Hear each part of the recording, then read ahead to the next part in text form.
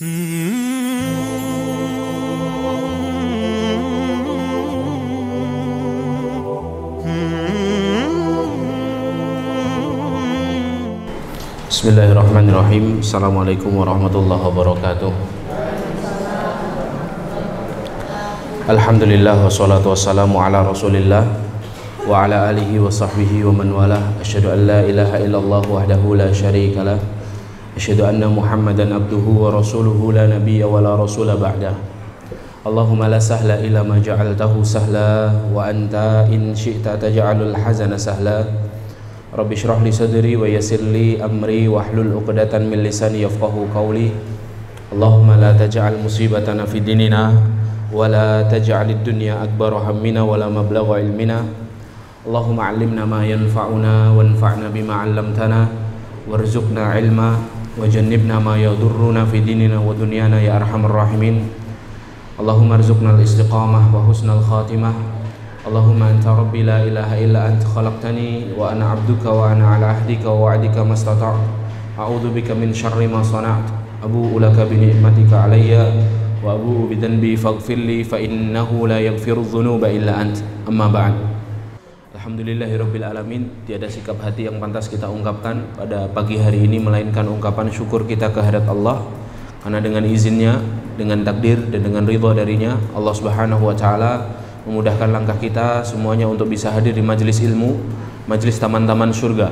Semoga dengan duduknya kita di sini, Allah Subhanahu wa taala menurunkan rahmatnya, menaungkan sayap-sayap malaikatnya, memasukkan as-sakinah, ketenangan di dalam hati kita, di dalam hati pasangan kita, dalam rumah tangga kita, dan juga Allah Subhanahu wa taala semoga senantiasa menyebut nama-nama kita di hadapan makhluk-makhluk mulia yang ada di sisinya.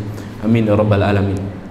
Bapak Ibu yang dimuliakan Allah, di antara cita-cita terbesar yang sangat kita harapkan untuk dapat kita gapai di sisi Allah Subhanahu wa taala adalah berhimpunnya kita kembali bersama keluarga kita, bersama anak keturunan kita, bersama pasangan kita, bersama suami kita, istri kita, anak-anak kita, tidak hanya di dunia tapi juga berhimpunnya kembali nanti kita di surganya Allah Subhanahu wa taala. Itulah mengapa Allah Subhanahu wa taala berfirman di dalam ayatnya, di dalam surah At-Tur ayat ke-21, A'udzu billahi minasyaitonir rajim. Walladzina amanu wattaba'athum dzurriyyatuhum biiman alhaqna bihim dzurriyyatahum. Walladzina amanu, dan orang-orang yang beriman, wattaba'athum dzurriyyatuhum biiman, yang mana mereka diikuti anak keturunannya di dalam keimanan, alhaqna bihim dzurriyyatahum, maka kami akan kumpulkan kembali bersama anak keturunannya nanti di surga, kata Allah. Maka inilah cita-cita yang hendak dan ingin sekali kita gapai. Ketika kita bisa berkumpul di dunia, tertawa di dunia, bercengkrama dengan keluarga kita di dunia, dengan pasangan kita, dengan anak keturunan kita, dan dilanjutkan kembali nanti kita berkumpul dan berhimpun di surganya Allah Subhanahu wa taala. Maka sahabat Abdullah ibnu Abbas radhiyallahu anhuma, ketika beliau radhiyallahu anhuma melihat ayat ini, dan beliau adalah seorang sahabat yang paling tahu tentang isi Al-Quran. Nah, sejak kecilnya sahabat Abdullah ibnu Abbas ini sudah didoakan Rasulullah SAW menjadi anak yang alim kelak ketika dia besar, dan terkabul doanya Rasulullah. Abdullah ibnu Abbas radhiyallahu anhuma menjadi ulamanya para sahabat. Apa doa Rasulullah yang terkenal itu? Allahumma faqihhu fid din wa 'allimhu ta'wil. Ini pantas bagi orang tua untuk senantiasa memegang kepala anaknya lalu mendoakan Allahumma faqihhu fid din wa 'allimhu at-ta'wil. Ya Allah, faqihkan dia dalam perkara agama, alimkan dia, jadikan dia seorang ulama dalam masalah Al-Quran, dalam perkara bidang Al-Quran. Maka Abdullah ibnu Abbas menjadi ulama di bidang ta'wil dan tafsir. Bahkan Abdullah ibnu Abbas pernah mengatakan radhiyallahu anhuma, tidak ada satupun ayat yang turun kepada Rasulullah kecuali aku tahu apa sebab turunnya ayat tersebut. Maka ketika Abdullah ibnu Abbas berbicara tentang ayat ini, maka harus kita perhatikan, karena ini perkataan seorang sahabat yang sangat faham tentang ayat-ayat di dalam Al-Quran. Apa kata beliau radhiyallahu anhuma? Kata Abdullah ibnu Abbas radhiyallahu anhuma ketika melihat At-Tur ayat 21 ini, beliau mengatakan, kalau ada seorang bapak atau seorang ibu beriman kepada Allah dan Rasulnya, lalu diikuti anak keturunannya di dalam iman, atau anak keturunannya mengikuti keimanan ayah dan ibundanya, maka Allah akan menghimpun mereka di dalam surga. Lalu beliau melanjutkan, di tingkat surga keberapa mereka akan dikumpulkan Allah Subhanahu wa ta'ala. Di tingkat surga keberapa mereka Allah kumpulkan lagi di surganya. Kita tahu dalam hadis riwayat Bukhari dan Muslim, Rasulullah SAW bersabda, inna fil jannati mi'atu darajah. Sesungguhnya di dalam surga itu ada 100 tingkatan. Semakin tinggi surganya, semakin indah surga tersebut. Paling tinggi namanya Firdaus, arahu fauqahu arsyar rahman, kata Rasulullah SAW. Ketika aku diajak Allah Subhanahu wa ta'ala berkeliling ke surga-surga ini, ketika aku sampai di Firdaus, arahu fauqahu arsyar rahman, aku melihat paling di surga itu, ketika aku mendongakkan kepalaku ke atas, di atas Firdaus itu adalah arsy-Nya Allah. Coba Anda bayangkan ketika Allah memberikan rizki kepada hambanya di antara hamba-hamba yang salih, diletakkan dia, diizinkan Allah masuk ke surga Firdaus. Siapa yang tidak menginginkan masuk ke surga Firdausnya Allah Ta'ala? Bertetangga dengan para Rasul, tetangga kirinya Nabi Sulaiman, tetangga kanannya Nabi Muhammad Sallallahu Alaihi Wasallam, depannya sahabat Abu Bakar. Kan dikumpulkan itu Nabiyin, Siddiqin, Sholihin, Syuhada. Satu RT-nya sama orang-orang yang syahid berjihad di jalan Allah, ketemu sama orang-orang sholih, tinggal di situ. Itu tingkat surga paling pertama. Nah, para ulama itu sering mengatakan semakin tinggi tingkat surganya, maka semakin indah semakin indah surga itu dilihat. Sama halnya ketika kita ini tiba-tiba ketika dalam mengikuti kajian seperti ini, ternyata nanti Ustadz Ahsan menyediakan voucher bagi yang penanya terbaik, mendapatkan voucher tinggal di apartemen Paragon yang tingkatnya ada 25 tingkat. Anda boleh memilih lantai mana saja, tapi kesempatan Anda tinggal di situ bersama istri dan anak-anak cuma 1 malam saja. Di servis full board, makan pagi, siang, sore, ya kan? Kalau Anda disuruh milih lantai 1, 2, 3, 20 atau 25, Anda milih yang mana, ibu-ibu? Pilih yang mana?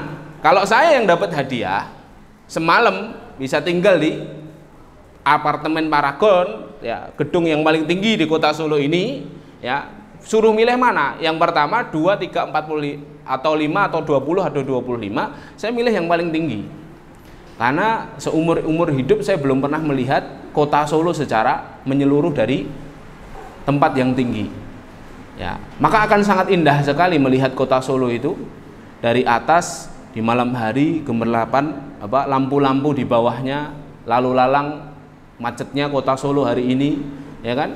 Itu terlihat semuanya, ya kan? Maka itulah kata para ulama, memang surga itu sama, semakin tinggi dia semakin indah, semakin tinggi semakin indah. Makanya ketika Rasulullah Shallallahu Alaihi Wasallam mengatakan Firdaus itu berada di tingkatan paling tinggi, ya itu masuk akal. Ya. Coba daripada Anda dikasih kesempatan tidur di Paragon 1 sampai 25 suruh milih, kalau saya milih 25 daripada lantai 1. Karena lantai 1 itu ketika buka ya adanya Pak Security sama parkir mobil motor, gitu loh. Ya kan? Daripada sama-sama buka jendela pemandangannya beda, mending tingkatan yang lebih tinggi. Lah Abdullah ibnu Abbas radhiyallahu anhuma itu menjelaskan di tingkatan surga yang mana anak keturunan kita dengan kita, ayah dan ibunda, akan dikumpulkan. Kata Abdullah ibnu Abbas radhiyallahu anhuma, di tingkatan surga yang paling tinggi digapai oleh anak keturunannya. Jadi ketika anak keturunan kita ini lebih solih daripada kita, terus Allah takdirkan anak keturunan kita ini menggapai tingkatan surga yang lebih tinggi daripada kita, maka anak keturunan kita akan memberi syafaat bahkan di dalam surga. Ketika orang tuanya kesulitan di hari hisab, anak-anaknya akan memberi syafaat. Apalagi ketika orang tuanya pun sudah masuk di surga, ternyata syafaat itu masih berfungsi. Ketika anak-anaknya meraih derajat jannah yang lebih tinggi, maka Allah Subhanahu wa taala akan mengumpulkan orang tuanya di tingkatan paling tinggi yang digapai oleh garis keturunannya. Lalu beliau membahas apa batasannya? Apa batasan minimalnya supaya keturunan itu sambung sinambung dengan orang tuanya? Batasannya adalah selama orang tuanya mendoakan anaknya dan anaknya mendoakan orang tuanya. Kira-kira kalau tidak punya anak yang solih, tidak diarahkan dan tidak dididik menjadi anak yang solih sejak dininya, kira-kira mungkin tidak mendoakan orang tuanya? Mungkin, tapi belum tentu terkabul. Coba kalau anak kita tak pernah kita didik dalam nilai-nilai keislaman, nilai-nilai ketakwaan, nilai-nilai keimanan, terus besarnya jadi pemakan riba, jadi pelaku zina, peminum khamr, tetap dia akan mendoakan orang tuanya. Tapi doanya sampai tidak? Loh, kok sampai ke orang tuanya? Untuk dirinya saja mungkin tidak sampai. Karena kita tahu ada penghalang-penghalang doa. Di antara penghalang doa itu apa? Makan makanan haram, bermaksiat kepada Allah dan Rasulnya, menghalangi doa seorang hamba sampai ke arsy Allah dan dikabulkan oleh Allah Subhanahu wa ta'ala. Tapi beliau mengatakan, apakah berdoa saja cukup? Belum cukup, itu batas minimalnya. Kita harus memastikan selain kita mendoakan mereka dan anak-anak kita mendoakan kita juga harus memastikan bahwa anak-anak kita betul-betul kita warisi nilai-nilai keimanan di dalam diri mereka. Harus ada nilai-nilai keimanan yang harus menyambung ke anak-anak kita. Karena ayatnya apa? Walladzina amanu wattaba'athum dzurriyyatuhum biiman. Orang-orang yang beriman dan diikuti keimanannya oleh anak keturunannya. Baru Allah kasih hadiah. Apa rewardnya? Alhaqna bihim dzurriyyatahum. Kami akan kumpulkan kembali setelah mereka kumpul di dunia, kami akan kumpulkan kembali di mana? Di surganya Allah Ta'ala. Maka agenda terpenting keluarga muslim adalah memastikan bahwa nanti ketika dia masuk ke dalam jannahnya Allah, dia dalam keadaan menggandeng anak dan pasangannya ke dalam surganya Allah Subhanahu wa Ta'ala. Maka menjadi penting bahwa orang tua itu harus meletakkan nilai-nilai dasar keimanan kepada siapa? Kepada seluruh anggota keluarganya, kepada anak-anaknya, kepada pasangannya, suami kepada istrinya, istri selalu mengingat kepada suaminya. Walaupun di dalam hal ini suami yang paling punya tugas kewajiban ini, ya kan? Makanya kalau kita berbicara tentang pewarisan, tentang pewarisan nilai-nilai keimanan kepada anak keturunan kita. Di samping itu kita juga memantaskan diri untuk terus mensolihkan diri, untuk menjaga keimanan kita, memperbaiki kualitas takwa kita kepada Allah. Maka Allah Subhanahu wa ta'ala pun menyinggung di dalam ayatnya. Surat warisan itu surat apa? Bapak Ibu yang dimuliakan Allah. Surat apa? Surah An-Nisa kan? Bahas tentang warisan. Coba buka surah An-Nisa ayat ke-9. Allah Subhanahu wa ta'ala berfirman, A'udzu billahi minasyaitonir rajim. Wal yakhshal ladina law taraku min khalfihim dzurriyyatan di'afa khafu 'alaihim falyattaqullah wal yaqulu qawlan sadida. Wal yakhshal ladina law taraku, dan hendaknya takut kepada Allah Subhanahu wa ta'ala orang-orang yang meninggalkan min khalfihim dzurriyyatan, di belakang mereka orang-orang ini hendaknya takut kepada Allah ketika ia meninggalkan anak keturunan di belakang mereka dalam keadaan di'afa, dalam keadaan lemah. Khafu alaihim, yang ketika dia tinggalkan anak keturunan dalam keadaan lemah, maka orang tuanya ini khafu alaihim, khawatir akan kesejahteraan anak-anaknya, akan kesejahteraan pasangan hidupnya yang ditinggal lebih dulu. Khafu alaihim, hendaknya takut sama Allah orang-orang yang begini. Orang-orang yang ketika ajalnya datang, dia meninggalkan anak keturunannya, dia meninggalkan anggota rumah tangganya yang serumah, sehidup, semati dengan dia tinggalkan dalam keadaan lemah. Maka Allah tutup ayat ini dengan dua nasihat. Falyattaqullah wal yaqulu qawlan sadida. Hendaknya mereka, orang-orang yang meninggalkan anak keturunan dalam keadaan lemah itu, hendaknya mereka falyattaqullah, bertakwa kepada Allah. Yang kedua, wal yaqulu qawlan sadida, dan hendaknya mereka bertutur kata dengan tutur kata yang lurus lagi benar. Nah, ini menarik, hadirin dimuliakan Allah. Allah hendak memberikan penjelasan kepada kita bahwa ayat ini diletakkan Allah di antara ayat-ayat tentang warisan. Sebahagian ulama tafsir ketika menjelaskan ayat ini mengatakan, sebagian memahami, jangan sampai ketika kita nanti meninggal, kita meninggalkan anak keturunan kita dalam keadaan lemah dengan warisan yang sedikit, warisan harta. Ya, karena akan sangat menyulitkan ketika anak keturunan kita tinggal dalam keadaan kita masih punya hutang banyak, padahal mereka belum mapan hidupnya. Sebagian mufassirin menyebutkan hal itu. Kenapa? Karena ayat ini diletakkan dalam ayat-ayat warisan yang berkenaan tentang harta.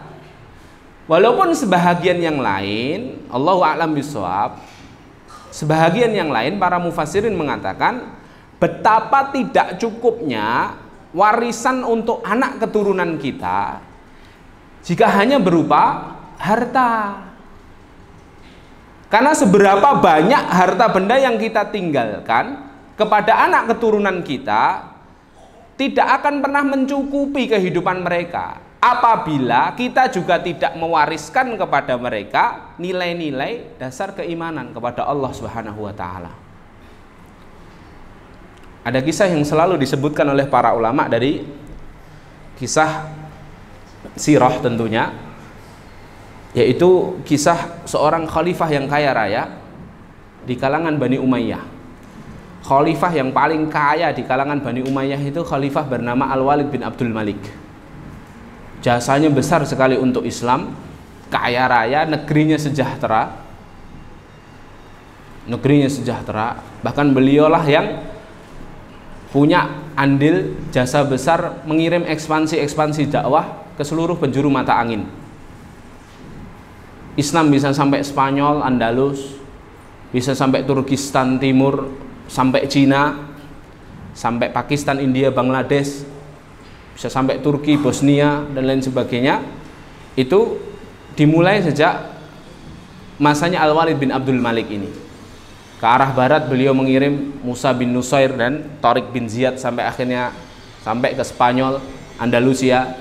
Ke arah timur dia mengirim Uqbah bin Nafi', Muhammad bin Qasim, mengirim Qutaibah bin Muslim ke arah timur sampai akhirnya nanti ke Kasgar, sampai ke Turkistan Timur yang hari ini keislamannya sedang diuji oleh Allah Subhanahu wa taala. Ke arah utara, ke arah Turki, Eropa, ya, ke arah selatan juga menguasai Yaman dan lain sebagainya. Beliau ini dikenal sangat kaya raya, Khalifah Al-Walid bin Abdul Malik. Negaranya sangat makmur, ya. Bahkan beliau ini punya harta yang sangat banyak. Anda tahu ketika beliau ini meninggal, sebelum beliau meninggal rahimahullah, beliau mengumpulkan anak-anaknya, lalu beliau memberikan warisan kepada anak-anaknya, membagi warisan untuk anak-anaknya. Satu anak Saking kayanya khalifah ini, satu anak dapat jatah 40 juta dinar. Wah, seneng nih saya kalau hitung-hitungan nih, Pak. Apalagi duit, Masya Allah. Apalagi ibu-ibu, wah seneng pokoknya. Coba kita hitung ya. 40 juta dinar. 40 juta. Nolnya berapa? Ini ya. Dinar. Dinar itu kalau sekarang Anda cek di hari ini, per hari ini di Google, dinar Antam itu 1 dinar 2,7 juta. Ada bakul emas di sini? Ya. Kalau 1 dinar 2,7 juta rupiah Rp. Terus kalau 40 juta dinar itu berapa? Subhanallah. Ya. Sampai bingung itu. Kita bulatkan aja 2,5 ya. 2,5 kali 40 juta. Oh. Coret, hilang. Jadi berapa? 100 triliun. 100 triliun. 100 triliun hadirin. Karena ini juga juta ini. Ini juta, ini juta. Juta sama juta itu kan triliun. Coba 100 triliun satu orang anak. Dikumpulkan anaknya, satu anak dapat 100 triliun hadirin. Itu belum, dalam riwayat ini disebutkan itu baru hartanya. Belum tanahnya, belum perkebunannya, belum usaha-usaha toko-tokonya. Itu dikasih satu anak 100 triliun. Ya. Setelah Al-Walid bin Abdul Walid ini wafat, anak-anaknya sudah dibagi. Yang menggantikan Al-Walid bin Abdul Malik itu seorang khalifah yang lain atau saudaranya bernama Sulaiman bin Abdul Malik. Sulaiman ini ketika apa? Ketika memimpin, dalam pemimpinannya ini lebih baik daripada Al-Walid. Negerinya lebih sejahtera. Karena di samping Sulaiman ada staf khusus kepresidenan yang sangat solih, yaitu adik iparnya sendiri bernama Umar bin Abdul Aziz rahimahullah, yang kita kenal Khalifah Umar bin Abdul Aziz nanti jadi khalifah. Tapi Sulaiman ini memimpin tidak terlalu lama karena beliau ini meninggal dalam usia yang cukup muda, 35 tahun. Konon Sulaiman ini punya hobi makan sehingga meninggal dunia dalam keadaan punya penyakit kolesterolnya selalu tinggi. Karena sekali makan Sulaiman ini bisa menghabiskan 200 telur. Ya. Ketika mau meninggal, beliau memanggil anaknya. Hendak dia ini dalam keadaan sakit keras ingin memakaikan pakaian kekhalifahan kepada anaknya. Tapi anaknya masih kecil-kecil. Sehingga ketika menggunakan pakaian khilafah, jelas kebesaran anaknya ini tidak bisa pakai pakaian ini, kedodoran. Dikasih pedang khalifah, tidak bisa ngangkat karena terlalu berat. Karena anaknya masih kecil. Maka Sulaiman dengan penuh kecewa, dengan penuh penyesalan dia mengatakan, aduhai sungguh beruntung orang yang ketika dia meninggal anaknya sudah dewasa. Sulaiman bilang gitu. Tapi perkataan itu ditegur oleh ulama yang ada di sampingnya. Jadi dahulu ya, pendampingnya Umaro itu ulama. Jadi apa yang dikatakan ulama ditaati oleh Umaro, oleh pemimpin. Pemimpin itu selalu meminta fatwa kepada para ulama, bukan sebaliknya. Ya kan? Umaro mengekor kepada ulama, mengekor kepada Umaro, tidak. Tapi selalu memberikan masukan-masukan yang baik. Lah ketika ngomong nyeletuk seperti itu, Sulaiman diingatkan sama ulama. Ketika itu ada Imam Roja bin Haywah di sampingnya, rahimahullah. Imam Roja mengatakan, salah wahai khalifah. Yang beruntung bukan orang yang ketika meninggal anaknya dalam keadaan dewasa, tapi yang beruntung adalah orang-orang yang bertakwa. Lalu Sulaiman meminta fatwa, lalu kepada siapa aku harus berikan amanah kekhalifahan ini setelah sepeninggalku? Anak-anakku masih kecil.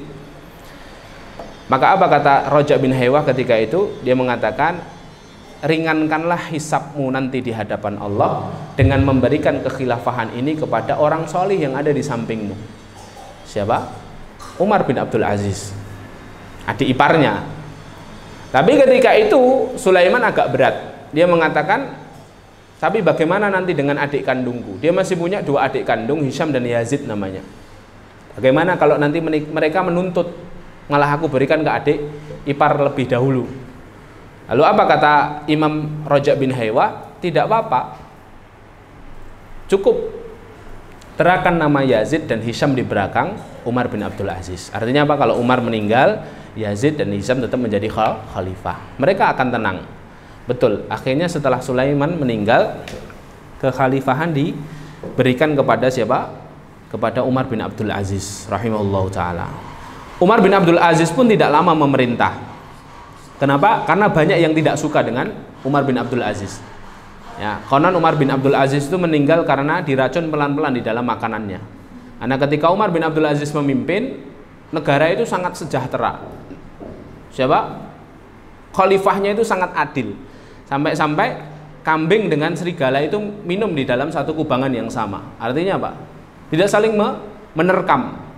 Kenapa? Karena memang negaranya sejahtera. Ya, sampai ketika Umar bin Abdul Aziz itu memerintahkan suruhannya untuk mencari orang-orang fakir, orang-orang miskin yang ada di negerinya. Suruhannya ini diberikan harta untuk mencari orang fakir di negerinya, nggak ketemu. Sampai akhirnya suruhannya datang lagi, wahai imam, sesungguhnya aku tidak menemukan orang fakir di negeri ini yang lebih fakir daripada engkau, wahai khalifah. Coba, ada khalifah seperti ini. Sehingga itu membuat orang-orang yang ada di sekeliling kerajaan itu benci sama Umar bin Abdul Aziz. Anda nggak bisa mengambil harta-harta yang haram dengan jabatannya. Sehingga itulah membuat akhirnya Umar bin Abdul Aziz tidak lama memimpin. Kepemimpinannya hanya sekitar 2,5 tahun. Ya, sakit parah sampai akhirnya Umar bin Abdul Aziz sama melakukan hal yang dilakukan oleh khalifah-khalifah sebelumnya, memanggil anak-anaknya. Ketika Umar bin Abdul Aziz memanggil anaknya, Umar bin Abdul Aziz membagikan warisan, setiap anaknya mendapatkan 8 dirham. 8 dirham. Kalau Al-Walid bin Abdul Malik kasih berapa? 40 juta dinar. Kalau ini 8 dirham. 8 dirham, 1 dirham itu 3,5 gram perak. Sekarang kalau dikonversikan ke rupiah jadi 70.000 rupiah. 70.000 rupiah kali 8 berapa? 560.000 rupiah tok setiap anak. Dibagi 8 dirham, 8 dirham. Qadarullah masya'afa'al, ternyata adik iparnya Umar bin Abdul Aziz namanya Maslamah bin Abdul Malik. Dia seorang pangeran kerajaan juga, anak dari Abdul Malik bin Marwan, yang merupakan pangeran yang tidak pernah bergantung kepada harta warisan. Karena dia ini seorang saudagar kaya raya dan orang terkaya di kalangan kekhilafahan Bani Umayyah ketika itu. Maslamah lihat Umar lagi membagikan warisan 8 dirham, 8 dirham. Lalu Maslamah bilang ke Amirul Mukminin, ke khalifah, wahai khalifah, wahai Umar, sungguh tega sekali kau meninggalkan kepada anakmu hanya 8 dirham, ya kan? Daripada kamu hanya meninggali 8 dirham kepada siapa anak, 560.000 warisan, 560.000, padahal khalifah dia, ya kan? Daripada begitu, wasiatkanlah saja anak-anakmu kepadaku. Sesungguhnya aku inilah Maslamah bin Abdul Malik, pangeran kerajaan yang paling kaya. Hidupku tidak bergantung kepada warisan kerajaan, tapi aku ini seorang saudagar dan seorang pedagang yang sukses. Wariskan saja, wasiatkan saja, karena nanti setelah sepeninggalmu anak-anakmu aku urus. Apa kata Umar bin Abdul Aziz ketika itu? Wahai Maslamah, sesungguhnya anak-anakku telah aku titipkan kepada yang lebih kaya daripada engkau. Kaget Maslamah, lu siapa yang lebih kaya di negeri ini selain aku? Apa kata Umar bin Abdul Aziz? Telah aku titipkan mereka kepada Allah Ta'ala. Maka Maslamah, jika kau menawari agar aku mewasiatkan anak-anakku kepadamu, maka daripada kamu sibuk mengurusi perihal-perihal dunia anak-anakku, sibuk-sibukkanlah saja dirimu mempersiapkan jawaban atas setiap dinar dan dirham yang Allah berikan kepadamu. Dari mana kau dapatkan dan kepada siapa kau berikan. Kata siapa? Umar bin Abdul Aziz. Akhirnya Umar bin Abdul Aziz meninggal. 20 tahun selanjutnya Bani Umayyah digeser sama Bani Abbasiyah. dilengserkan sama Bani Abbasiyah. Bagaimana riwayat anak-anaknya Al-Walid dan riwayat anak-anaknya Umar bin Abdul Aziz? Anak-anaknya Al-Walid bin Abdul Malik menjadi buronan, menjadi pengemis-pengemis di jalanan. Anak-anaknya Umar bin Abdul Aziz menjadi pembayar-pembayar zakat terbesar di zamannya. Apa maksud cerita ini, hadirin dimuliakan Allah? Bahwa warisan berupa harta yang banyak saja tidak cukup untuk membekali anak-anak kita dalam kehidupan setelah kita meninggal dunia. Dibutuhkan warisan yang senantiasa mendampingi mereka dalam mensikapi harta, mensikapi dunia. Warisan apa? Warisan keimanan. Makanya ketika Allah katakan wal yakhshal ladina law taraku min khalfihim dzurriyyatan di'afa, hendaknya takut kepada Allah orang yang meninggalkan anak keturunan setelahnya itu dalam keadaan lemah sehingga membuat dia khawatir akan kesejahteraannya. Allah berikan dua nasihat, dua pesan di akhir ayat. Allah letakkan di akhir ayatnya, falyattaqullah wal yaqulu qaulan sadida. Jadi untuk mewariskan kepada anak keturunan kita itu warisan harta dan warisan keimanan, warisan ketakwaan, sehingga nanti mereka mengikuti kita dalam keimanan dan harapan terbesarnya, cita-cita terbesarnya adalah kita bisa dihimpun lagi oleh Allah Subhanahu wa taala ke dalam surganya, di dalam surganya. Maka hari ini dimuliakan Allah, caranya bagaimana? Caranya dua itu, falyattaqullah wal yaqulu qaulan sadida. Yang pertama, falyattaqullah, hendaknya orang tuanya bertakwa kepada Allah. Takwa itu maknanya apa, Bu? Takwa itu kalau disingkat dalam satu kata, karena ini waktunya tidak banyak. Ini sampai jam berapa saya di sini? 9:30 ya? Ya. Takwa itu definisi secara syar'i artinya apa? Imtitsalul awamir wajtinabun nawahi, gitu kan? Mengerjakan perintah, meninggalkan larangan. Tapi kalau kita sederhanakan makna takwa dalam satu kata itu artinya apa? Pernah Umar bin Khattab itu bertanya kepada Imam Masjid Nabawi di zamannya.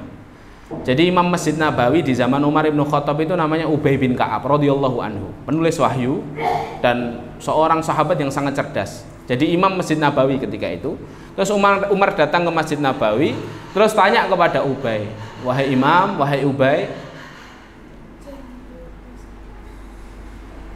apa sebenarnya makna takwa menurutmu?" Kata Umar ketika itu. Takwa itu sendiri menurutmu apa sih? Jadi sahabat itu kalau kumpul yang dibicarakan hal-hal yang bermanfaat, syarat ilmu, berfaedah. Kumpulnya itu tidak membicarakan orang lain, tidak buang-buang waktu, ya, tidak menggibah saudaranya, ya, tapi apa? Membicarakan tentang ilmu. Nah ini Umar tanya ke Ubay, "Wahai Ubay, yang kamu tahu tentang takwa itu apa? Jelaskan padaku." Coba cara penjelasannya Ubay ini luar biasa. Cerdasnya Ubay bin Ka'ab ini, sahabat yang kata Abu Hurairah kalau malam selalu sakit demam karena doanya sendiri. Tahu kan kisahnya Ubay bin Ka'ab? Ubay bin Ka'ab itu sahabat yang setiap malamnya sakit demam. Karena gara-gara datang ke majlisnya Rasulullah, Rasulullah lagi ngendikan kepada para sahabat, "Wahai para sahabat, la tasubbul huma fa innal huma yukaffiru sayyi'at." Jangan kalian cela penyakit demam, sesungguhnya demam itu menggugurkan dosa. Ubay kan cerdas ini sahabat. Pulang ke rumah berdoa sama Allah, "Ya Allah, anugerahkan kepadaku sakit demam setiap hari ya Allah, agar dosa-dosaku berguguran." Masya Allah, ini sahabat cerdas ya. Dikabulkan sama Allah. Tapi ingat doanya Ubay bin Ka'ab itu ada catatan kakinya, ada footnote-nya. Tapi ya Allah, jangan penyakit demam yang menghalangiku untuk berangkat sholat ke masjid. Luar biasa sahabat. Sakit, gugurin dosa, tapi jangan sampai menghalangi dirinya untuk mendapatkan pahala. Dikabulkan kontan oleh Allah karena kesolihan sahabat ini. Kata Abu Hurairah, ini loh satu-satunya sahabat yang setelah dia berdoa kepada Allah minta penyakit demam, setiap hari dia diberi Allah sakit. Ba'da Isya badannya langsung greges, sebelum subuh sembuh. Setiap harinya sampai akhir hayat, subhanallah. Lah Ubay bin Ka'ab ini kasus lain ya. Ditanya sama Umar, "Takwa menurutmu apa?" Kalau kita kan takwa yo mengerjakan perintah, menjauhi larangan, definisi umum. Tapi lihatlah cara Ubay bin Ka'ab menjelaskan tentang makna takwa ini. Apa kata Ubay? Bertanya kembali kepada Umar. Ya. Jadi salah satu tips untuk menghindari perdebatan itu Bapak. Ketika Anda ditanya, jangan jawab pertanyaan itu. Tidak ada perdebatan, tapi balik tanya. Gitu ya.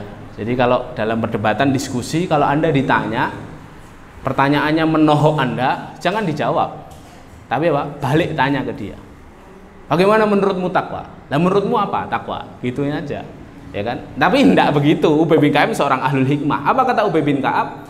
Wahai Umar, wahai Amirul Mukminin, pernahkah engkau berjalan di sebuah jalan yang cahayanya remang-remang?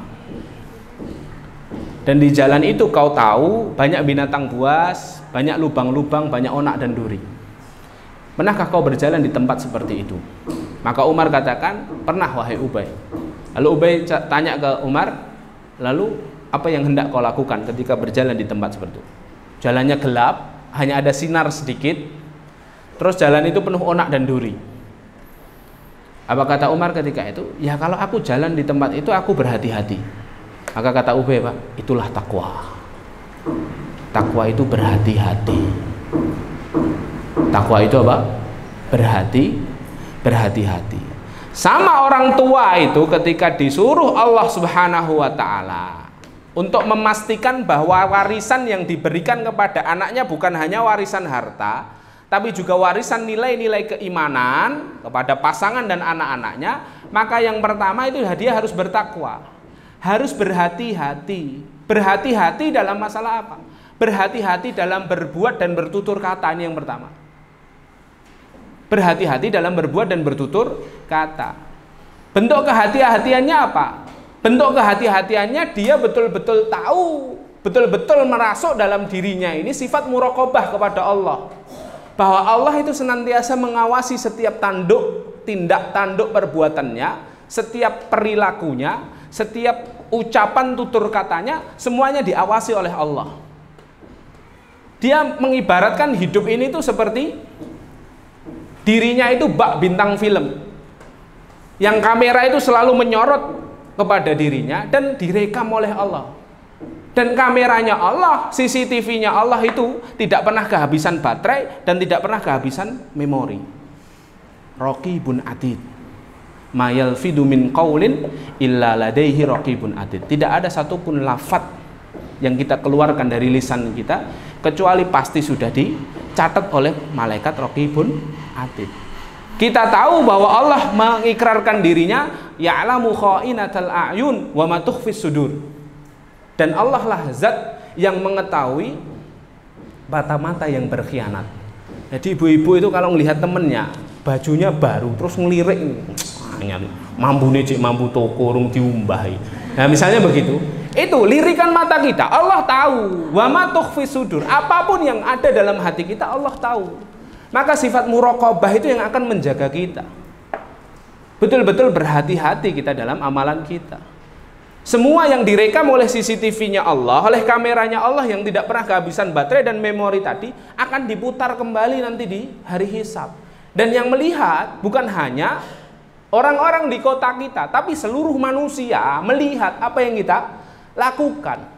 Dan disitulah Allah meminta pertanggungjawaban untuk setiap orang yang filmnya ditampilkan oleh Allah Subhanahu wa Ta'ala. Makanya keadaan umumnya orang-orang nanti di padang mahsyar, di akhirat, kata para ulama, mereka keadaan umumnya itu apa? Keadaan umumnya mereka malu sekali di hadapan Allah Subhanahu wa Ta'ala ketika ditampakkan proyektornya. Ditampakkan filmnya itu semua dalam keadaan malu. Sememalukan apa? Sememalukan penampilannya di depan kamera. Kan tidak ada kan seorang artis, aktor ketika ada di depan kamera, ya kan? Dia itu penampilannya seadanya, kan tidak ada. Mesti di make up dulu, make up artis. Terus skripnya dihafalin dulu. Kalau salah diulang sampai puluhan kali. Agar apa? Agar betul-betul ketika tampil filmnya itu di layar lebar atau di televisi, kalau itu sinetron, maka betul-betul bagus sekali dilihat dan ratingnya tinggi. Sehingga mendatangkan banyak keuntungan. Nah, sama pun kita ketika nanti ditampilkan oleh Allah itu kita akan sangat malu karena perbuatan-perbuatan yang kita lakukan. Sememalukan apa? Ya sememalukan penampilan kita. Semakin buruk penampilan kita, kita semakin malu. Makanya Rasulullah katakan nanti orang-orang di akhirat itu nanti akan tenggelam dengan keringatnya sendiri.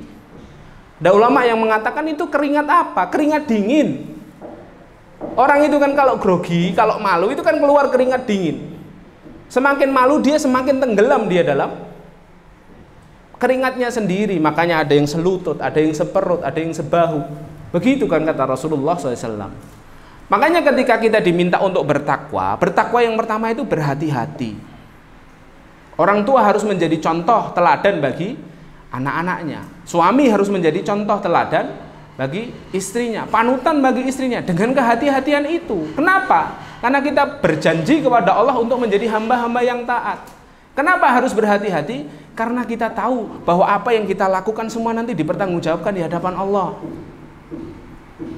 Makanya makna falyattaqullah yang pertama itu berhati-hati dalam memegang sifat muraqabah kepada Allah. Falyattaqullah yang kedua berhati-hati dalam menimbang-nimbang amalan yang kita lakukan. Makanya Dr. Ahmad Farid dalam kitabnya Tazkiyatun Nafas, terbitan Arafah, ini sudah diterjemahkan. Sampul depannya itu warnanya biru putih. Sejak di pondok saya punya kitab ini. Beliau ketika menjelaskan bab muhasabah, beliau itu mengatakan muhasabah itu ada dua. Muhasabah sebelum beramal dengan muhasabah setelah beramal. Barakallahu fiik. Jazakumullah khair. Muhasabah sebelum beramal itu apa? Jadi muhasabah itu ternyata nggak cuman setelah beramal. Evaluasi diri itu tidak hanya setelah beramal. Jadi ini amalan, ada muhasabah sebelum beramal. Apa muhasabah sebelum beramal? Sebelum kita melakukan suatu amalan, berhentilah sejenak. Menimbang-nimbang, berhati-hati. Apakah amalan ini kalau aku lakukan akan menghantarkanku ke surga atau malah menceleburkanku ke dalam neraka? Kalau menghantarkanku ke surga, maka lanjutkan. Kalau justru menghantarkan aku, menceleburkanku ke dalam neraka, maka tangguhkan. Itu muhasabah sebelum beramal. Lah kalau sudah melakukan amalan, dimuhasabahi lagi dengan muhasabah setelah beramal. Apa muhasabah setelah beramal? Menimbang-nimbang, menghitung-hitung amalan yang kita lakukan hari ini. Makanya para ulama itu selalu memberikan kita nasihat untuk bermuhasabah sebelum kita memejamkan mata kita di malam hari. Sebelum tidur itu, Bu, sebelum tidur itu, Pak, 5-10 menit sambil rebahan, capek kan seharian mencari ma'isyah yang halal, seharian mendidik anak kita. Tidur sambil membayangkan, ya Allah, amalan soleh apa yang sudah aku lakukan hari ini. Kalau Anda mendapati amalan soleh Anda kerjakan, Anda berdoa kepada Allah, ya Allah, istiqomahkan aku dalam amalan ini dan semoga besok aku bisa beramal lebih baik. Tapi kalau ternyata hari ini kita mendapati dosa dan maksiat yang kita lakukan, sholat terlambat, menggibah saudara, atau menzolimi orang lain, na'udzubillah min dzalik, maka ketika itu pula sebelum kita tidur, karena tidur itu kan hakikatnya Allah mengambil ruh kita. Dan Allah beri dua kesempatan kan. Allahu yatawaffal anfus hina mautiha wallati lam tamut fi manamiha. Allah itu mewafatkan seseorang itu dengan dua cara. Satu, kalau pas ajalnya sudah datang memang dicabut nyawanya. Yang kedua, Allah mematikan seseorang itu ketika dia tidur. Bagaimana cara Allah mematikan seorang ketika tidur? Apa kata Allah selanjutnya? Fayumsikul ladzi qada 'alaihal maut. Allah menahan ruhnya dan tidak mengembalikan ke jasadnya. Yang kedua apa? Wa yursilul ukhra ila ajalin musamma. Allah mengangkat ruhnya ketika tidur dan mengembalikan ke dalam jasadnya sampai kapan? Sampai waktunya ajalnya tiba. Dan itulah kita hari ini. Bisa membuka mata kita, bisa melanjutkan aktivitas hidup kita, mencari sebaik-baik bekal untuk akhirat kita. Lah sebelum tidur itu, ketika kita sadar tadi pagi kita melakukan dosa dan maksiat, maka apa yang harus dilakukan? Memuhasabahi, mengistighfari dan bertobat kepada Allah malam itu. Ya Allah, aku bertobat dari amalan ini dan aku memohon pertolonganmu agar engkau menjauhkanku dari perbuatan yang sama di hari esok. Jadi inti muhasabah itu akan menghasilkan 2 poin, Bapak Ibu yang dimuliakan Allah. Apa? Dosaku terlalu banyak, amalanku masih sedikit. Dosaku terlalu banyak, amalanku masih sedikit. Kalau muhasabah itu hasilnya sebaliknya, dosaku terlalu sedikit, amalanku terlalu banyak. Berarti Anda pas muhasabah ngantuk. Udah 5 menit terakhir itu, wah banyak sekali amalanku, ya kan? Dosaku kok enggak banyak ya, itu salah. Karena muhasabah itu pada intinya akan menghasilkan dua tadi itu, muhasabah setelah beramal. Loh kalau sudah tahu hasilnya kenapa harus muhasabah, Ustaz? Loh muhasabah itu bukan hanya proses mengetahui hasil perolehan hari itu, tapi proses ketika kita ini dimudahkan Allah melakukan amalan sholih, maka kita meminta agar Allah mengistiqomahkan kita. Kalau kita hari ini tercelebur dalam kubangan dosa dan maksiat, maka kita memohon kepada Allah agar Allah mengampuni dan menerima tobat yang kita panjatkan kepada Allah Ta'ala. Itu, ya kan? Nah, itu berhati-hati itu seperti itu dalam rumah tangga. Falyattaqullah, berhati-hati dalam masalah apa? Muraqabah, muhasabah, itu masalah pendidikan. Jadi seorang suami itu, bapak-bapak yang dimuliakan Allah, punya kewajiban memberikan 5 hak kepada istri. 1, ya kan? 1, kewajiban pendidikan. Hak pendidikan istri harus terpenuhi. Pendidikan istri harus terpenuhi apa? Ya dengan nilai-nilai keislaman. Diajari muhasabah, diajari muraqabah, ya kan? Diajak ke majlis taklim, itu pendidikan. Anda punya kewajiban memaksa istri Anda untuk mendapatkan ilmu. Kalau Anda tidak punya kapasitas untuk memberikan ilmu, maka ajaklah datang ke majlis-majlis taklim. Sehingga mendapatkan nilai-nilai ini, itu yang 1. Yang kedua, hak apa? Hak sandang dan pangan dia. Maka termasuk dari kehati-hatian falyattaqullah tadi adalah memastikan bahwa setiap apa yang kita bawa ke dalam rumah itu adalah makanan dan rezeki yang halal untuk anak dan istri kita. Ketika kita keluar rumah, kita berdoa kepada Allah, ya Allah mudahkanlah aku bertemu dengan orang yang baik, hari yang baik, malam yang baik, waktu yang bermanfaat, sehingga kau mudahkan aku mendapatkan rezeki, ma'isyah yang halal. Sehingga ketika pulang ke rumah-rumah kita betul-betul membawa harta yang barokah, harta yang halal, yang menjadikan ketika para anggota keluarga kita ini memakannya, mengkonsumsinya, menambah ketaatannya kepada Allah, bukan malah menghilangkan kekhusyuannya.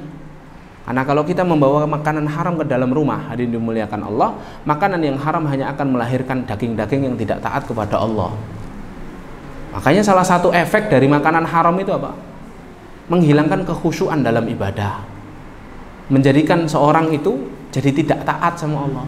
Ada orang tua sulit, rewel sekali mendidik anaknya, disuruh sholat tidak mau, disuruh ini tidak mau, padahal pendidikannya Islam, orang tuanya baik. Coba cek rezeki kita, karena itu bagian dari kehati-hatian. Jadi 1, pendidikan harus berhati-hati. 2, sandang harus berhati-hati. Pangan harus berhati-hati. Yang keempat apa? Papan. Ketika memilihkan tempat tinggal untuk anak istri kita, untuk keluarga kita, itu juga harus berhati-hati. Suami memilihkan, istri mengingatkan. Dan itu hak seorang istri dan anak-anak dari suaminya. Hak papan, hak tempat tinggal. Makanya kalau kita ini boleh bercerita sedikit tentang bagaimana Rasulullah Shallallahu Alaihi Wasallam mencontohkan kita dalam memilih rumah. Rasulullah itu sampai hari ini kan rumahnya Rasulullah masih kan. Kalau kita ke Masjid Nabawi itu persis rumahnya Rasulullah yang sekarang jadi makamnya Rasulullah itu ada di samping Masjid Nabawi. Artinya apa? Rasulullah itu ingin memberikan pesan, dan rumahnya Rasulullah itu sangat sederhana. Al Hasan Al Basri itu pernah datang ke Madinah di zamannya Utsman bin Affan. Masuk ke rumahnya Rasulullah, ingin tahu rumahnya Rasulullah. Ketika berdiri, mengangkat tangannya, beliau Hasan Al Basri rahimahullah, tangannya Al Hasan Al Basri itu bisa menggapai atap rumahnya Rasulullah. Ya. Sampai akhirnya Al Hasan Al Basri mengatakan apa? Tolong jangan kau rubah wahai khalifah bentuk rumah aslinya Rasulullah ini. Agar apa? Agar umatnya tahu bahwa Rasulnya itu orang yang sangat sederhana dalam hidup. Jadi Rasulullah itu ketika meletakkan rumahnya di samping Masjid Nabawi itu memberikan 2 pelajaran kepada kita sebenarnya. 2 poin ciri rumahnya Rasulullah itu 2. Yang pertama, Rasulullah itu meletakkan rumahnya di dekat masjid. Artinya apa? Keluarga muslim itu harus memastikan bahwa rumahnya itu tidak jauh-jauh dari masjid. Karena disitulah lahirnya peradaban. Orang beriman itu tidak bisa jauh-jauh dari masjid, Bapak Ibu yang dimuliakan Allah. Selalu bergantung hatinya kepada masjid. Anda keluar negeri, ke negeri manapun, ke Eropa, ke Afrika, ke Asia, ke Jepang, ke Cina, orang Islam itu ketika datang ke sebuah tempat yang dicari mesti pertama masjid. Ya kan? Karena dirinya tidak pernah bisa jauh-jauh dari masjid. Dan itulah Rasulullah mencontohkan. Pusaran cahaya itu masjid. Buka surat An-Nur 35-36. Allah kan sebutkan itu. Allahu nurus samawati wal ardi mathalu nurihi kamishkatin fiha misbah. Allah itu mengikrarkan dirinya sebagai cahaya di langit dan bumi. Lihat ayat 36-nya. Fi buyutin adzinallahu an turfa'a wa yuzkara fiha ismu. Di mana cahaya itu? Ada di rumah-rumah yang diizinkan Allah untuk diperdengarkan dan ditinggikan nama-namanya. Apa? Masjid. Makanya masjid itu disebut Allah sebagai pusaran cahayanya orang-orang beriman. Makanya Rasulullah ketika pertama kali sampai di Madinah, yang dibangun bukan rumahnya beliau terlebih dahulu. Yang dibangun bukan pasar, tapi apa? Masjid. Baru setelah itu yang lain mengelilingi di sekitarnya. Maka lihatlah hari ini di Masjid Nabawi. Pasar itu ada di sekeliling masjid. Karena memang hakikatnya masjid ini adalah bagian terpenting dari kehidupan rumah tangganya orang-orang beriman. Bukan berarti juga rumah kita harus nempel masjid. Tapi apa? Terjangkau ke masjid. Lah gimana kita mau mendidik anak-anak kita, anak keturunan kita kalau kita jauh dari masjid, Bapak Ibu yang dimuliakan Allah? Tidak pernah dengar yang namanya azan. Bahkan untuk masuk masjid saja dia segan. Ya, sekali sepekan saja datang ke masjid ketika sholat Jumat. Sholatnya di rumah terus. Kan saya jamaah sama anak istri saya. Loh, kewajiban Anda sebagai suami itu tidak jamaah dengan anak istri Anda. Istri Anda sholat sendirian di rumah itu lebih afdol daripada sholat jamaah di masjid. Jadi ini yang perlu diperhatikan, bahwa kita harus seperti itu. Kalau Anda belum beli rumah, terus Anda punya rencana beli rumah, nabung untuk beli rumah, yang pertama dilihat ketika meninjau mau beli rumah itu bukan airnya bagus atau tidak. Iya, itu ditinjau. Bukan dilihat udaranya enak enggak, sinyalnya ada enggak di sini. Ya kan? Rumahnya catnya warnanya apa? Bukan itu. Yang pertama dulu perlu ditinjau adalah sama Anda yang orang tua yang sudah ingin membelikan rumah untuk anak-anak kita. Yang ditinjau masjidnya di sebelah mana? Itu bentuk takwa kita kepada Allah dalam membangun rumah tangga. Bentuk kehati-hatian kita dalam mendidik anak-anak kita, dalam memilihkan papan untuk istri kita sebagai hak untuk dirinya dari suaminya. Ya. Yang kedua, kesederhanaan. Rasulullah itu menunjukkan bahwa rumahnya itu rumah yang sederhana. Ya kan? Maka diriwayatkan dalam kitabnya Imam At-Tirmidzi, Syama'il Al-Muhammadiyah, ada di toko buku Arafah sini, diterbitkan oleh penerbit Ummul Qura, sudah diterjemahkan berwarna. Judul Indonesianya Syama'il Al-Muhammadiyah itu apa ya? Kepribadian Rasulullah atau apa itu? Ada bukunya biru. Itu dilebutkan riwayat-riwayatnya.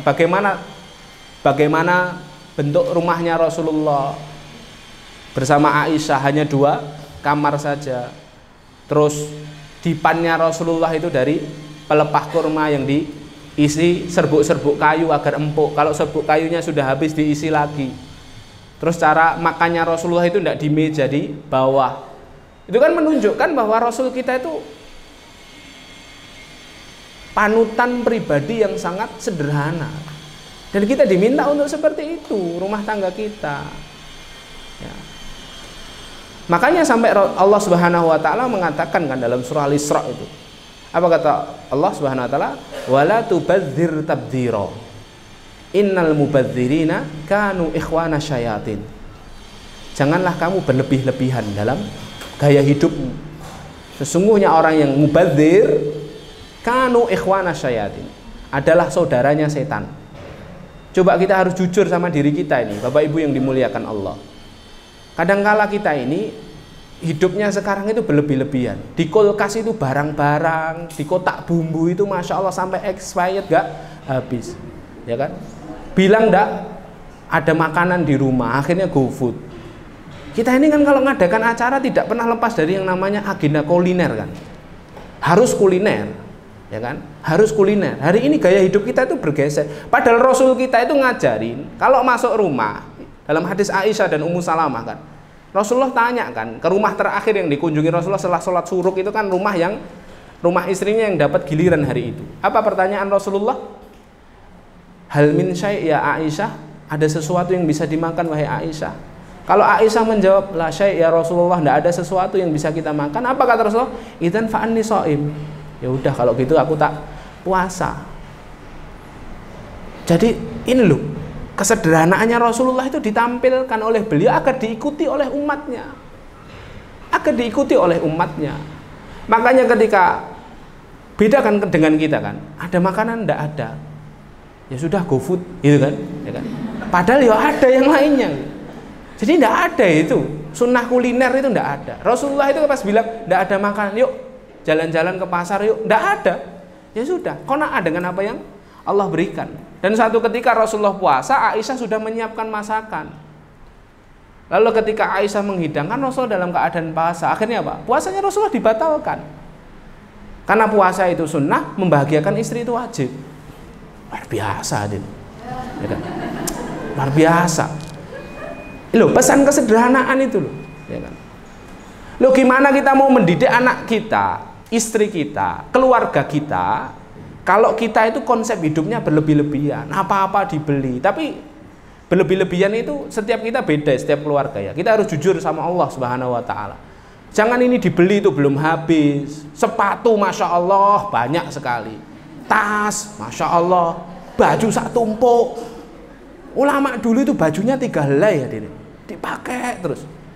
Ya kan? Imam Syafi'i itu bajunya Masya Allah, baju terbaiknya itu baju untuk sholat Jumat aja.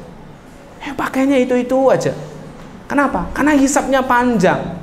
Orang itu kalau sudah dunia terus yang ada di rumahnya. Dunia itu kalau halal hisapnya panjang, kalau haram azabnya pedih. Begitu kata para ulama. Ya. Makanya kita diminta jangan jadi saudaranya setan. Coba gimana kita mau mendidik anak-anak kita, sedangkan setan itu saudara kita. Saudara loh dalam ayatnya. Innal mubadzirina kanu ikhwana syayatin. Orang-orang yang mubadzir dalam rumah tangganya itu saudaranya setan, bukan tamunya setan, bukan tuan rumahnya setan, tapi saudara. Saudara itu berarti keluar masuk rumah kita sesuka hati mereka. Loh, gimana kita mau didik anak-anak kita jadi anak yang baik kalau saudaraan sama setan? Mustahil hadirin. Mustahil. Maka itu tadi, pendidikan, sandang, pangan, papan. Yang kelima perhatian. Perhatian. Harus ada kehati-hatian, harus ada takwa dalam perhatian. Makanya para ulama mengatakan jangan pernah berbuat kasar kepada istrimu. Ini untuk para suami. Jangan pernah membentak istrimu. Kata Rasulullah apa? Khairukum li ahli wa ana khairukum li ahli.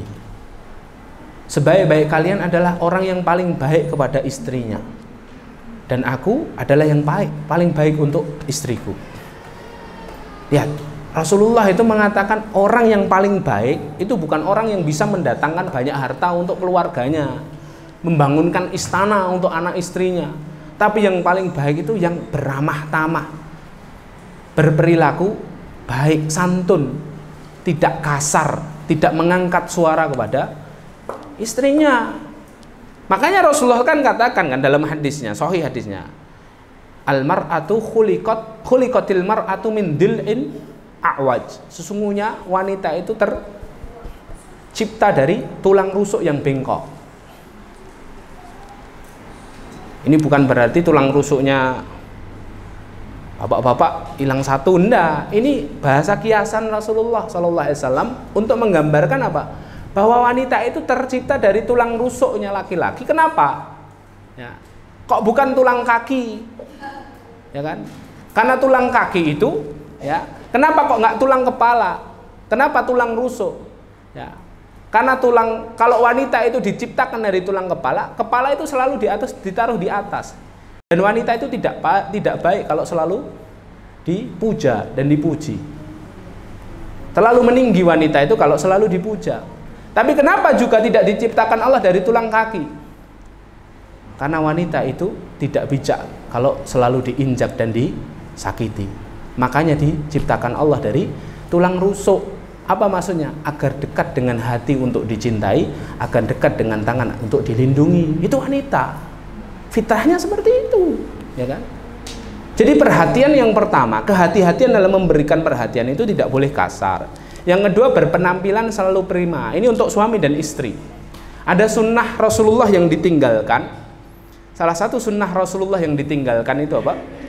Sunnah pulang kerja, Bapak Ibu yang dimuliakan Allah. Rasulullah itu selalu, dalam riwayat hadis yang banyak disebutkan, Rasulullah itu kalau mau pulang ke Madinah, pulang dari safar atau perang, biasanya Rasulullah nggak langsung masuk ke kota Madinah. Rasulullah biasanya mampir dulu di sebuah daerah di luar kota Madinah. Kalau hari ini salah satu daerah yang sering dikunjungi Rasulullah karena airnya banyak itu Bir Ali atau Dzul Hulaifah, tempat kita ngambil mikot kalau umroh. Rasulullah biasa turun di situ dengan para sahabat, bermalam semalam, meminta para sahabat untuk berdandan lebih dahulu. Pulang dalam keadaan prima. Ganti pakaian dulu yang sudah berdebu. Cukur-cukur rambut dulu yang sudah berjambang. Mandi-mandi dulu, semprot parfum dulu, baru Rasulullah ketika semua sudah siap, Rasulullah mengutus satu utusan masuk ke Madinah.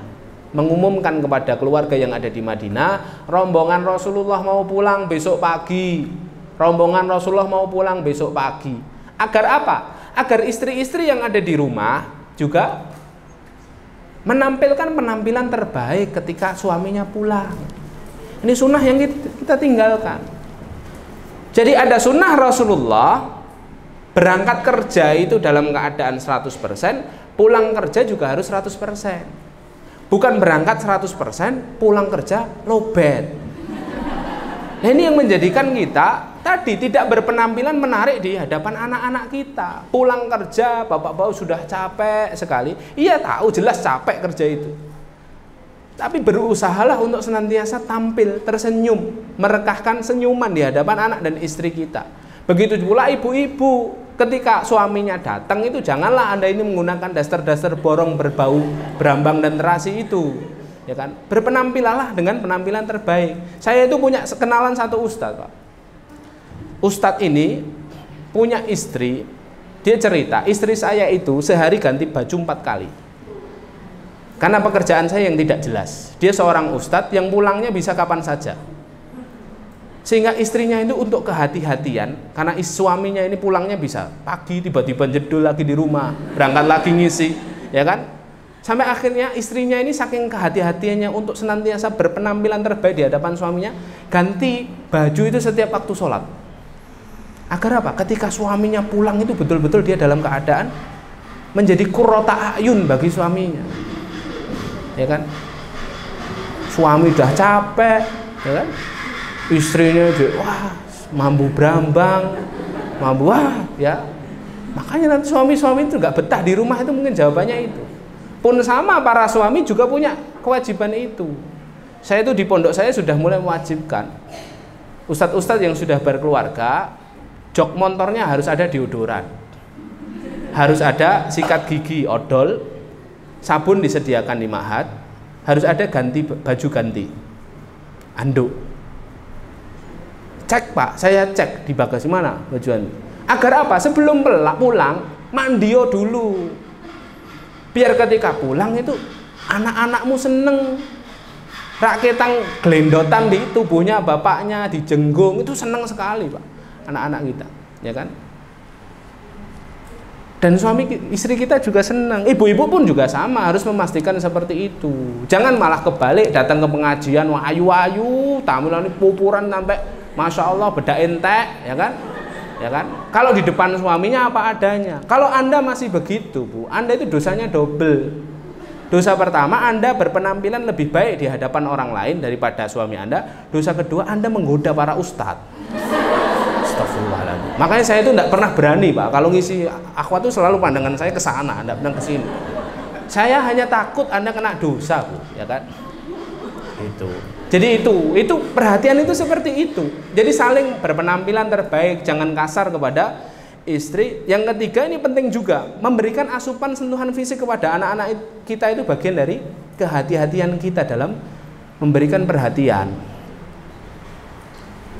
Ini sebenarnya waktunya sudah habis. Fal yattaqullah wal yaqulu qaulan sadidanya belum saya sampaikan, tapi nanti saya singkat saja.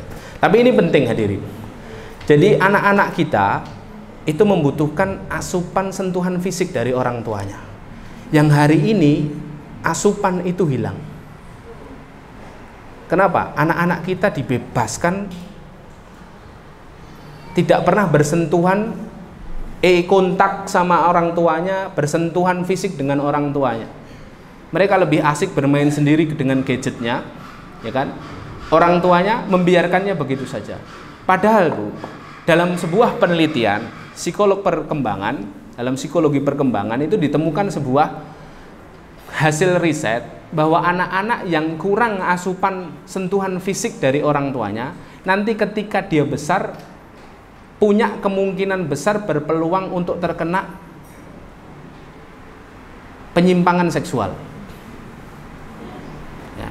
Jadi anak-anak yang kurang asupan sentuhan fisik dari orang tuanya, nanti ketika dia besar, ya kan? Ketika dia besar, dia beresiko untuk jatuh ke dalam penyimpangan seksual dan pergaulan bebas.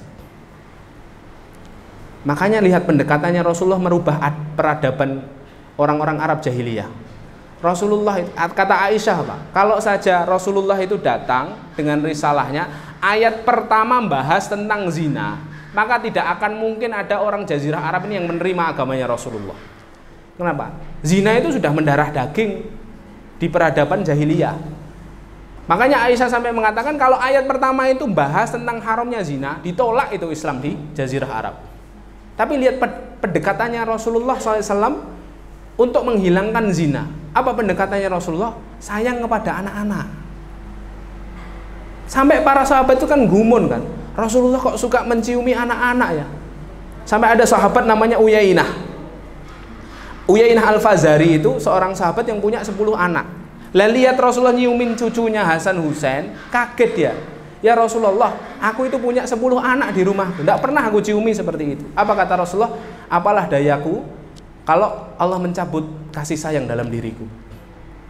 Itu direkam sama sahabat. Oh, Rasulnya menciumi anak. Padahal itu bukan peradabannya orang-orang Arab. Orang Arab tidak pernah itu ciumin anak-anaknya. Tapi setelah diteliti, justru ternyata itulah cara pendekatan Rasulullah merubah peradaban. Karena anak-anak yang cukup asupan fisiknya, asupan sentuhan fisik dari orang tuanya, dia akan terbebas dari pergaulan bebas ketika dia dewasa. Logikanya begini, kalau sentuhan, ciuman, pelukan, kecupan di dalam rumah sudah cukup, dia nggak akan cari di luar rumah gitu loh Bu.